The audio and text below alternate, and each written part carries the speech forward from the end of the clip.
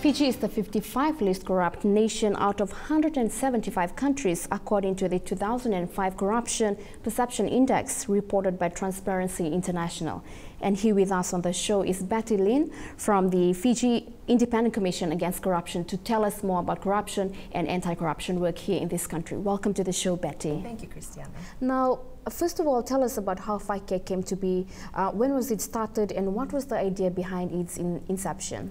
So the Fiji Independent Commission Against Corruption was established on the 4th of April 2007, and its establishment was due to the reason that there was a realization that the country needed a strong set of laws to address the issue of corruption, and it needed an independent body there to enforce it.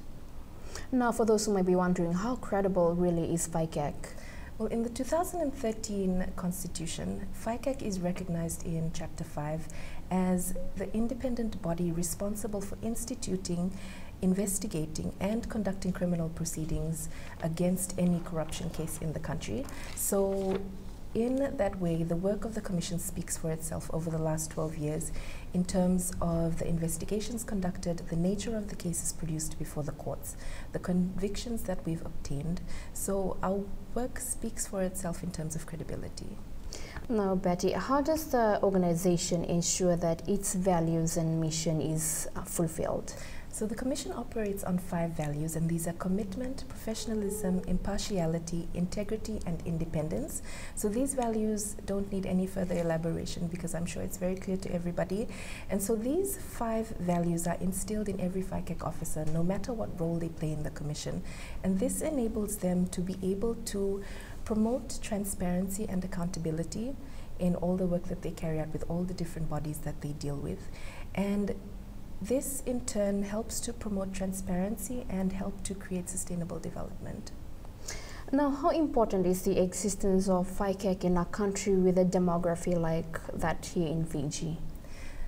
When we talk about corruption, or if we do research on corruption, you can see that the history of corruption is as old as human history. So it's existed way before even we did. So no matter the size of a country, the existence of an anti-corruption commission, and an independent one at that, is a true mark of the country's dedication to fighting against corruption and standing against it. Because corruption hinders development, it hinders economic progress. It denies people the right to services that they should have because it is their right, and corruption denies them that. So for a rapidly developing island country like Fiji, we need to have an independent commission against corruption that stands for them and protects them from the evils of corruption, and that's exactly why we're doing it, and that is why the existence of an independent commission against corruption is very important for Fiji. And now talk about your anti-corruption youth ambassador program and how successful has it been? Thank you. So before I delve into the Anti-Corruption Youth Ambassadors Program, I'd like to talk a little bit about the National Anti-Corruption Curriculum. Now, this was launched in July earlier this year. It was presented to the Attorney General and to the Minister for Education. Now, the NACC, as we like to call it, was produced by FICAC in collaboration with the Ministry of Education, Heritage and Arts. So the NACC will provide students from years 5 to 13 in the subjects English and Social Studies the opportunity to encounter moral values education, while students from years 9 to 13 will get to study anti-corruption themes. They'll delve a little deeper into terminologies and stuff just for their basic understanding in the subjects accounting, history, English, and social science. So the National Anti-Corruption Curriculum is built in such a way that students will be challenged to think analytically, will be able to think very deeply about the importance of having good moral values and how having good moral values is the most crucial component in fighting corruption. So in relating the Anti-Corruption Youth Ambassadors Program to the NACC, the Anti-Corruption Youth Ambassadors Program, its inception was actually inspired by the true story of 2 students from Nasino Muslim College.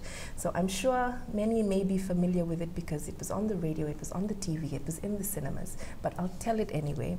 So Waisia Nambombo and Neri Osiriliwaliwa, they found a wallet with almost $1,000 inside. And you know, you find a wallet, some would be tempted to keep it, some would keep it and they would spend it. True. But these two boys, they didn't do that. You know, without hesitation, without even being tempted, they checked the wallet, they found the contact details of the owner, and they returned the wallet. And that's an amazing feat in itself. Now, even more amazing was the fact that after they returned the wallet, they didn't even tell anybody about what happened. They just went back to life as normal.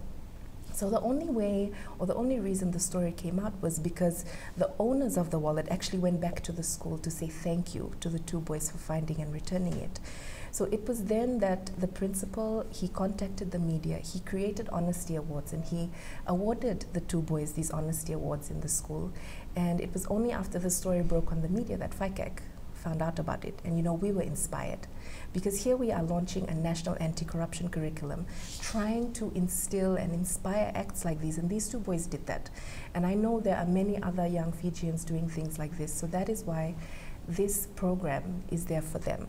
You know, we want to provide young people with a platform to share their acts of integrity. We want to inspire young people to aspire towards reaching levels of integrity like this, because it's only when we are able to act honestly in all ways, always, that, you know, we can prevent, reduce, and fight corruption. Thank you for that, Betty. Now we'll hear more from Betty after the break.